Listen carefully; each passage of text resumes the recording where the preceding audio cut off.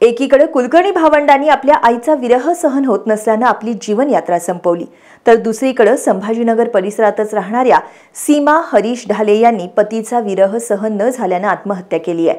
आज सकाळी कसबा बावड्यातील राजाराम बंधारा इथं त्यांनी पंचगंगा नदीत उडी घेऊन आत्महत्या केली आहे। अवघ्या 3 दिवसांपूर्वी त्यांचे पती हरीश विष्णू ढाले यांचा मृत्यू झालाय।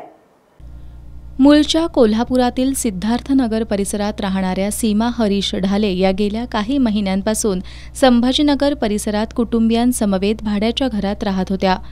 अवघ्या 3 दिवसांपूर्वी त्यांचे पती हरीश विष्णू ढाले यांचं आजारानं निधन झालं होतं। त्यामुळे गेल्या 3 दिवसांपासून त्या अस्वस्थ होत्या।